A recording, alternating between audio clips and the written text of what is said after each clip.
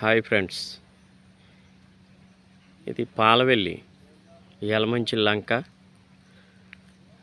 మనం ఎంట్రన్స్లో ఉన్నాము. ఎంట్రన్స్ నుంచి తీసుకుంటూ వెళ్తున్నాను. పాలవెల్లి అంటే గెస్ట్ హౌస్ చాలా బాగుండేది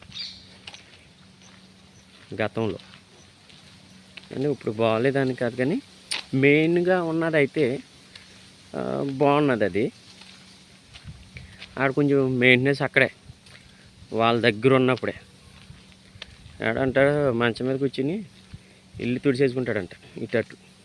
ఇంకా కన్మదంతా అనవసరం వాడికి, ఎందుకంటే ఆడ మంచం మీద ఉంటాడు కాబట్టి. ఇంకా అదొకటే శుభ్రం. అలాగా యలమంచిలి లంకలో ఉన్న పాలవెల్లి అలాగ ఉంది. కానీ అక్కడ దగ్గరలో ఉన్నదైతే మెయిన్గా ఉన్నది అయితే బాగానే ఉంది అది. కానీ ఎంట్రన్స్ నుంచి తీసుకుంటూ వస్తున్నాను నేను. ఎంట్రన్స్లో ఇది ముందు చాలా బాగుండేది, పైన పెంకుతోటి జమ్ముతోటి అలాగా ఇది చాలా బాగుండేది. ఇప్పుడు చూడు ఎలాగ అయిపోయిందో ఇది. ఇది ఎందువల్ల అంటే ఎక్కువ వరదలు వస్తూ ఉంటాయి ఇక్కడ. గోదావరి పొంగిందంటే ఇవన్నీ మునిగిపోతాయి. ఇక ఈ మెట్లు వరకు వచ్చేస్తాయి. ఆ బ్యాగ్లో నా షూటింగ్కి సంబంధించినవి బ్యాగ్లో చూడండి ఎంత అందంగా, ముందు ఎంత అందంగా ఉండేదండి ఇది. ఇప్పుడు చూడండి ఎలా పాడైపోయింది.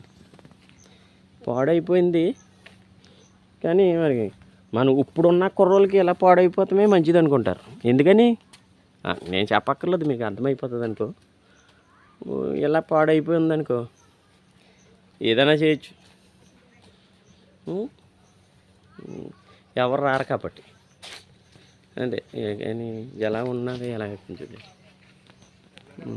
గడ బొంగు ఇది గళ్ళతో కట్టింది. ఇది ఎంతో అందంగా ఉండేదండి, కానీ ఎలా అయిపోయింది చూడండి. ఇదంతా మొక్కలతోటి పైన జమ్ము వదిలేసి అద్దాలతోటి అండి. ఇదంతా అద్దాలతోటి ఉండేది, అద్దాలతోటి చాలా బాగుండేది.